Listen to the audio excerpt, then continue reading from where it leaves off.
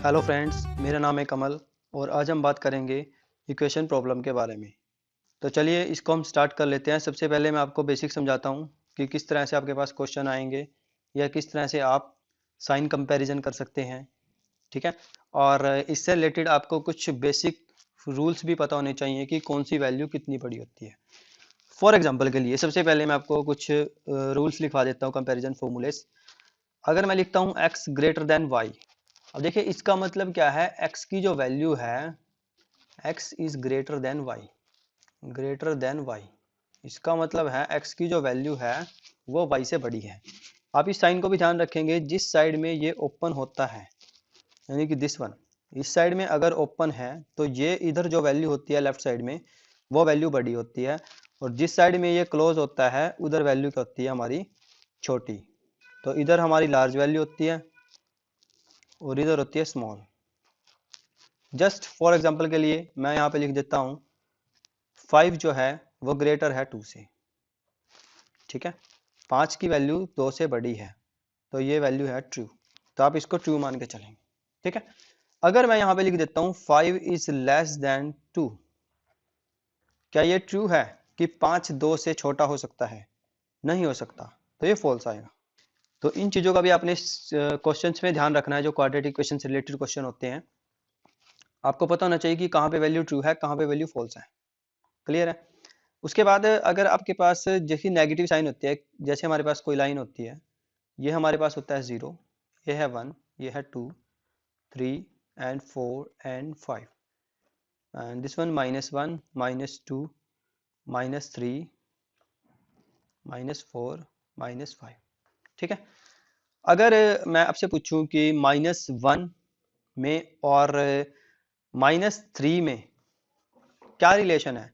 Relation का मतलब ये है कि आपके पास एक -1 -3 से छोटा है या उससे बड़ा है या उसके इक्वल है, आपको जस्ट ये बताना है। अब देखिए जो -1 है और -3 जो है, ठीक है, आपके पास यहाँ पे आएंगे, -3 यहाँ पे आएगा और -1 यहाँ पे आएगा। आप ध्यान दीजिए यहाँ पे जितनी भी वैल्यूज आपके पास 0 से लेफ्ट साइड में मूव करेंगे, -1 -2 -3 -4 -5 अप टू -इन्फिनिटी, आप कुछ नहीं पता कितनी वैल्यूज तक जा सकता है। तो जितनी वैल्यू आपके पास 0 से दूर जाती रहेगी वो वैल्यू उतनी ही छोटी होती जाएगी। इस चीज का आपको ध्यान रखना है। ये केस आपका माइनस वाले में चलेगा। ठीक है, जब वैल्यू माइनस में लिखी हो, यानी कि यहाँ पे -1 और -3 में जो वैल्यू बड़ी होती है वो -1 की होती है, क्योंकि ये 0 के पास है। अगर मैं बात करूं -3 की, तो -3 आपके पास 0 से बहुत दूर है, देखो यहाँ पे है। ठीक है, तो ये वैल्यू बड़ी मानी जाएगी। इस चीज का आपको याद रखना है। ठीक है, माइनस में जो वैल्यू छोटी होती है वो एक्चुअल में बड़ी होती है। अगर मैं बात करूं खाली 1 और 3 नंबर की, तो इसमें आपको आसानी से पता है कि 1 जो है वो 3 से छोटा होता है, ये आपको पता है। तो इससे रिलेटेड जो आप जब भी आप कंपैरिजन करेंगे रूट्स निकालने के बाद, तो इस तरह की कंडीशंस आपके पास आएंगी। ठीक है, वो फ्रैक्शन की फॉर्म में भी हो सकती हैं, डेसिमल की फॉर्म में भी हो सकती हैं, या आपके पास कोई भी रियल नंबर हो सकता है, जैसे 5 2 3 4 कुछ भी हो सकता है। तो अगर आपके पास सेकंड कंडीशन, ये तो थी first condition, x is greater then y, और अगर आपके पास आ जाए x less than y, x की वैल्यू y से छोटी हो सकती है, इसका मतलब क्या है, यहाँ पे y बड़ा है x छोटा है। अगर आपके पास आ जाए x is greater than equal to y, इसका मतलब है x की वैल्यू y से बड़ी भी है और उसके इक्वल भी है। ठीक है, और अगर यहाँ पे आ जाए x is less than equal to y, इसका मतलब है y की वैल्यू x से बड़ी है और उसके बराबर भी है। तो हमारे पास ये हो जाते हैं टोटल 2, तो चार केस हो गए ना हमारे पास, ये 3 ये और एक ये 4। पांचवा केस हमारे पास आता है अगर x की वैल्यू इक्वल टू y है, यानी कि x की वैल्यू y के बराबर है, ना तो वो छोटी है ना वो बड़ी है, दोनों वैल्यू सेम है। और एक अगर आ जाए आपके पास x इज ग्रेटर देन और लेस देन, जब ये कंडीशन आ जाए ना कि x की वैल्यू y से छोटी भी हो सकती है, y से बड़ी भी हो सकती है। ठीक है, यानी कि आपके पास दो रूट्स निकल के आएंगे इक्वेशन के, तो वहां पे क्या हो रहा है, एक बार तो x की वैल्यू बड़ी हो रही है, एक बार x की वैल्यू छोटी हो रही है। तो उस केस में आप लिखेंगे नो रिलेशन। नो रिलेशन भी लिख सकते हैं आप, या can not be determine. Can not be determine, कि आप इसको डिटरमाइन नहीं कर सकते कि कौन सी वैल्यू छोटी है कौन सी वैल्यू बड़ी है। ठीक है, इसको बोलते हैं C and D, can not be determine. इस चीज को भी आपने याद रखना है। तो ये हमारे पास टोटल 6 केसेस हो जाते हैं इनको आपने एक बार रिवाइज करना है, किस में आपके पास इक्वल टू होता है, किस में नॉट इक्वल टू होता है, ठीक है, और किस में greater than, less than, equal to, और किस में खाली लेस देन इक्वल टू है, किस में ग्रेटर देन इक्वल टू है। तो ये केसेस आपने याद रखने हैं। अब चलते हैं हम क्वाड्रेटिक इक्वेशंस पे। क्वाड्रेटिक इक्वेशन हमारे पास होती है 4 टाइप्स की। सबसे पहले मैं लिखता हूँ ax square plus bx plus c is equal to 0। ये फर्स्ट इक्वेशन होती है हमारे पास। इसमें क्या होता है, दोनों वैल्यूज आपके पास क्या होती हैं, प्लस की होती हैं। दूसरी इक्वेशन आपके पास आ सकती है ax square minus bx plus c is equal to 0। Second equation आपके पास ये हो सकती है। थर्ड इक्वेशन आपके पास हो सकती है ax square plus bx minus c is equal to 0। तीसरी इक्वेशन ये हो सकती है। फोर्थ इक्वेशन हो सकती है x square minus bx minus c is equal to 0। इन 4 इक्वेशंस के अलावा आपके पास कोई भी क्वाड्रेटिक इक्वेशन नहीं बनेगी प्लस माइनस की फॉर्म में, ठीक है। या तो पहली दोनों में ही प्लस होगा, या पहले वाले में माइनस दूसरे वाले में प्लस, या पहले वाले में प्लस दूसरे वाले में माइनस, या दोनों माइनस के। तो इस तरह से भी आपके पास ये 4 फॉर्म्स होती हैं इस टाइप से। तो चलिए मैं पहला क्वेश्चन ले लेता हूँ आपके पास। हमने रूट्स निकालने हैं क्वेश्चंस के, जैसे कि 2x square plus 7x plus 6 is equal to 0। Roots निकालने का एक सिंपल मेथड हमारे पास है, जो आप पुरानी क्लासेस में पढ़ के आ रहे थे। 10th क्लास में भी आपके पास है, 10th से पिछली जो क्लासेस हैं वहाँ पे भी आपके पास है। आई थिंक 6-7 क्लासेस से आपके पास स्टार्ट हो जाते हैं कि रूट्स कैसे निकालते हैं, ठीक है। तो वो वहाँ पे आप जो मेथड यूज़ करते थे वो बहुत ही पुराना मेथड है। मैं आपको लेटेस्ट मेथड के बारे में बताऊंगा। पहले हम पुराना मेथड यूज़ करेंगे कि उसको कैसे यूज़ करते हैं, किस टाइप से आप निकाल सकते हैं, फिर उसके बाद हम शॉर्ट ट्रिक यूज़ करेंगे, ठीक है। तो चलिए इसको स्टार्ट कर लेते हैं। अब देखिए यहाँ पे 2x स्क्वायर है, यहाँ पे 6 है। तो सबसे पहले इन दोनों की मल्टीप्लाई करेंगे। यहाँ पे आपके पास आएगा 6 दूनी 12x स्क्वायर, 12x स्क्वायर यानी कि ये 12। आपने x स्क्वायर से कोई मतलब नहीं है, आपको चाहिए 12 के आपने ऐसे फैक्टर बनाने हैं कि मल्टीप्लाई करके 12 आना चाहिए, मल्टीप्लाई करके 12 आना चाहिए। इस हिसाब से आपको 12 को डिवाइड करना है 2 पार्ट्स में। अब ये कि मैं यहाँ पे लिखता हूँ 2x square plus 6 is equal to 0। अब बात आ जाती है जो बीच का नंबर है 7x। अब आपने जो 12 है उसको भी इस टाइप से लिखना है कि प्लस या माइनस करके 7x आ जाए। ध्यान रखेंगे एक चीज का, जब भी आपके पास दोनों में यहाँ पे प्लस हो, यहाँ भी प्लस है यहाँ भी प्लस है, तो बीच के जो फैक्टर होते हैं दोनों, वो दोनों प्लस के आएंगे, ठीक है। वो दोनों माइनस के नहीं आएंगे, वो दोनों आपके आएंगे प्लस के। तो चलिए मैं इसको लिख लेता हूँ। अब देखिए यहाँ पे 12 के फैक्टर आप क्या बना सकते हैं, या तो 2 6 हो सकता है, या 12 इंटू 1 हो सकता है, या 4 इंटू 3 हो सकता है, ठीक है। अब आप मेरे को बताएंगे यहाँ पे 6 और 2 अगर मैं लेके चलता हूँ, 6 और 2 8 होते हैं, 6 में से 2 को माइनस नहीं कर सकता क्योंकि यहाँ दोनों प्लस के हैं, ये कैंसिल हो गया। 12 और 1 ये वैसे भी नहीं कर सकता, 4 और 3 7, तो ये फैक्टर हमारे पास चलेगा यहाँ पे। तो यहाँ पे आ जाएगा 4x प्लस 7x, और इसके बाद सॉरी 3x आएगा, 4x प्लस 3x।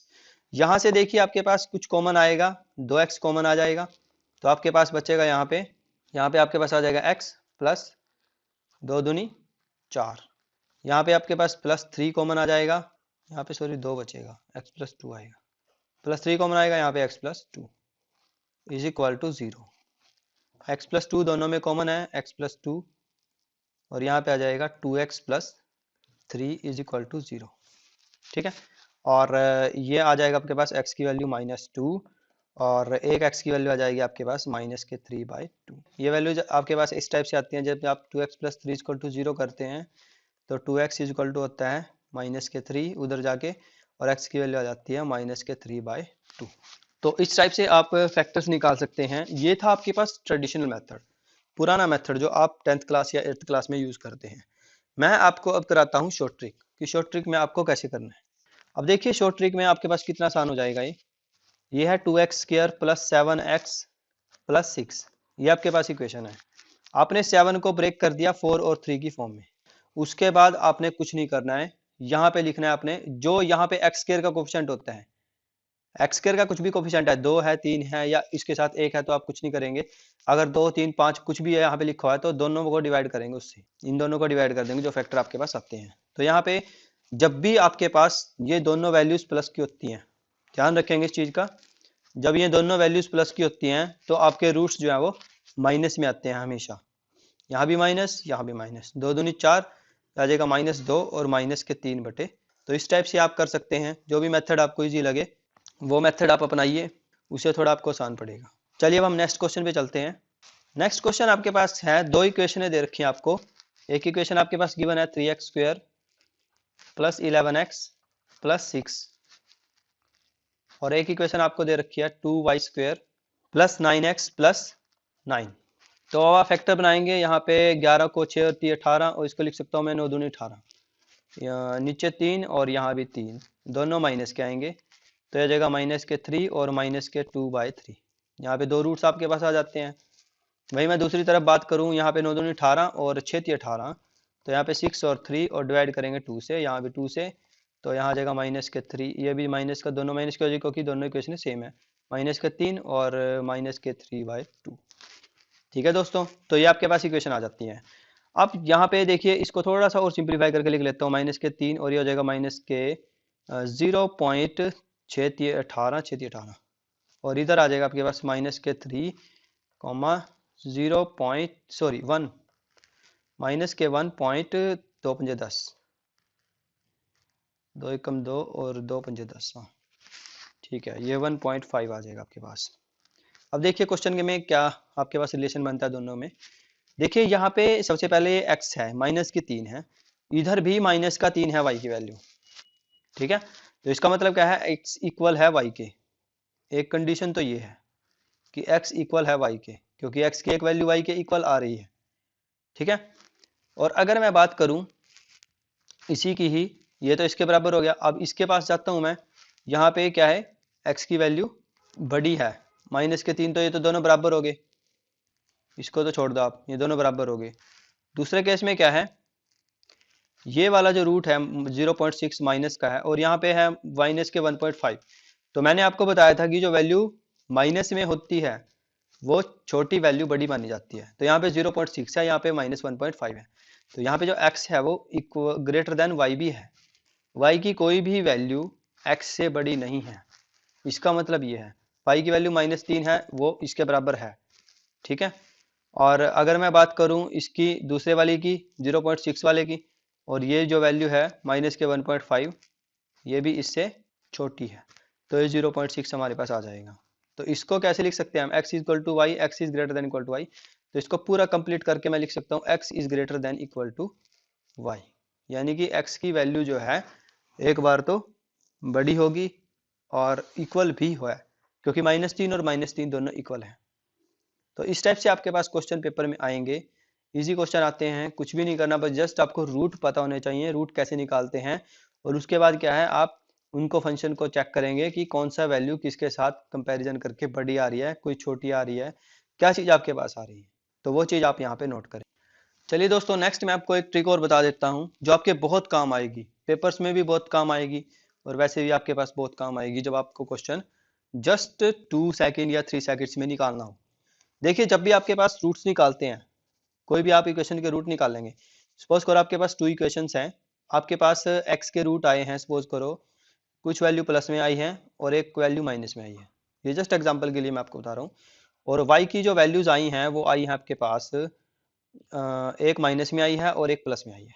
जब भी इस तरह का कोई रिलेशन बने कि x की भी वैल्यू प्लस माइनस में आ रही है, y की भी वैल्यू प्लस माइनस में आ रही है, तब आप उस केस में बिना कुछ किए, देखिए यहाँ पे क्या होता है, x की वैल्यू यहाँ पे एक बार तो बड़ी है, सिंपल सी बात यह है, x की जो वैल्यू है इससे बड़ी है, x की वैल्यू ग्रेटर है y से, पर वहीं दूसरी साइड y की वैल्यू x से बड़ी है,